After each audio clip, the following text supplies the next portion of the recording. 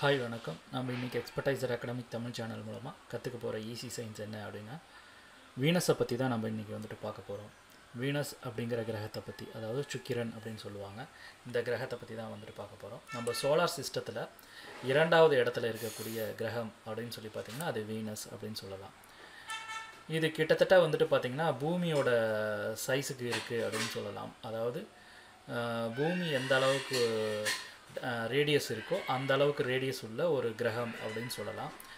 அதே போல அதிகமான வாயுக்களை கொண்ட அதாவது ஹீட்டான கிரகம் அப்படினு சொல்லலாம். இந்த வீனஸ் வந்துட்டு ரொம்பவே ஹீட்டான கிரகம் அப்படினு சொல்லலாம்.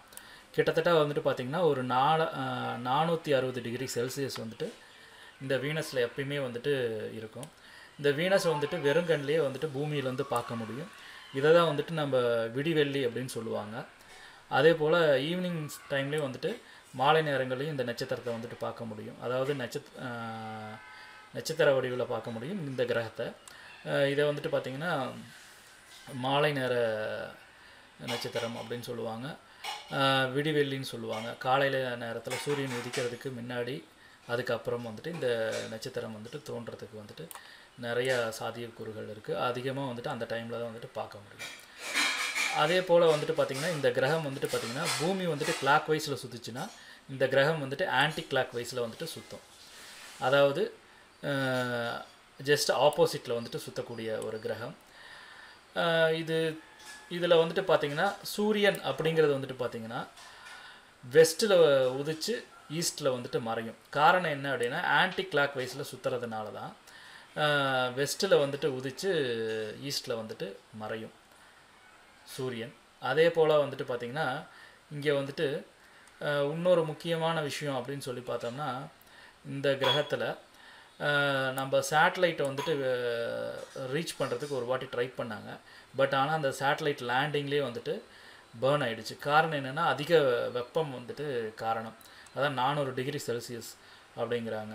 கிட்டத்தட்ட வந்துட்டு பாத்தீங்கன்னா ஒரு எரிகுழம்பு மாதிரி 20 நிமிஷத்துல வந்துட்டு அந்த சேட்டலைட்டே வந்துட்டு எரிஞ்சிடுச்சாம். அந்த அளவுக்கு வந்துட்டு அங்க பவர்ஃபுல்லா வந்துட்டு ஹீட் வந்துட்டு எக்ஸ்போஸ் ஆகுது அப்படிங்கறாங்க. அதுக்கு காரணம் என்ன அப்படினு சொல்லி பாத்தீங்கன்னா அங்க இருக்கிற ஏர் மாலிக்யூல்ஸ் தான். காற்றின் அடர்த்தி தான். அந்த கோள்ல வந்துட்டு பாத்தீங்கன்னா காற்று வந்துட்டு ரொம்பவே அடர்த்தி அதிகமா இருக்கிறதுனால இந்த சூரியன்ல இருந்து போகக்கூடிய வெப்பமானது வெளியேறுவதற்கு வாய்ப்புகள் ரொம்பவே கம்மியா இருக்கு. இந்த கிரகத்துக்கு வெளியில வந்துட்டு பாத்தீங்கன்னா ரொம்பவே மைனூட்டான ஒரு லேயர் வந்துட்டு ஏர் மாலிக்யூல்ஸ் வந்துட்டு இருக்கு.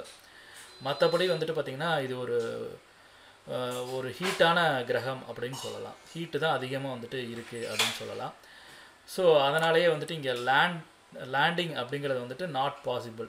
சேட்டலைட் லேண்டிங் வந்துட்டு பண்ண முடியாது அப்படிங்கறாங்க.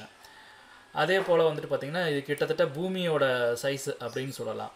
பூமி வந்துட்டு 6300 கிலோமீட்டர் ரேடியஸ் கொண்டது. அதே போல இந்த வீனஸ் அப்படிங்கிறது வந்துட்டு பாத்தீங்கன்னா 6000 கிலோமீட்டர் ரேடியஸ் கொண்டது.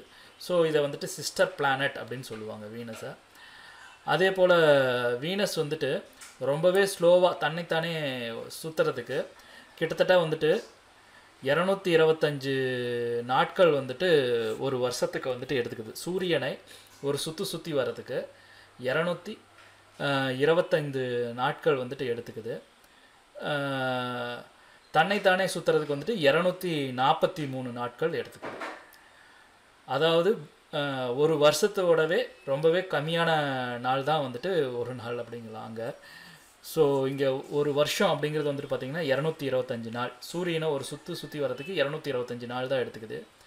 ஆனா தன்னைத்தானே சுத்திக்கிறதுக்கு வந்துட்டு பாத்தீங்கன்னா ஒரு வருஷத்தை காட்டிலும் அதிகமான நாட்கள் எடுத்துக்குது. அதாவது பூமியில வந்துட்டு 243 நாள் ஆச்சுனா தான் அங்க வீனஸ்ல வந்துட்டு ஒரு நாள் அப்படினு சொல்லலாம்.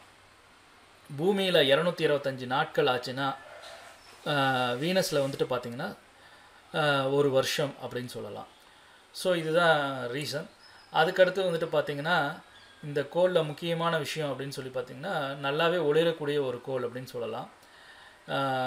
சோ இந்த கோளை பொறுத்தளவு உயிரினங்கள் வாழ்வதற்கு அதிக சாத்தியக்கூறுகள் இல்ல. உயிரினங்கள் வாழ்வதற்கு வாய்ப்பே இல்லை அப்படினு சொல்லலாம்.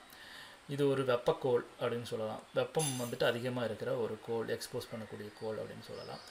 டென்சிட்டி ஏர் மாலிகுல் டென்சிட்டி வந்துட்டு ரொம்பவே அதிகமாக இருக்குது அப்படின்னு சொல்கிறாங்க. ஸோ இதே போல் இன்ட்ரெஸ்டிங்கான டாப்பிக்கில் கண்டிப்பாக நாம் நெக்ஸ்ட் கிளாஸில் பார்க்கலாம். இந்த வீடியோ டியூட்டோரியல் உங்களுக்கு பிடிச்சிருந்ததுன்னா லைக் பண்ணிக்கோங்க. எக்ஸ்பர்டைசர் அகாடமிக் சேனலை சப்ஸ்கிரைப் பண்ணாதவங்க சப்ஸ்கிரைப் பண்ணிக்கோங்க. கூடவே பெல் ஐக்கானையும் கிளிக் பண்ணிக்கோங்க. தேங்க்யூ. பாய் பாய்.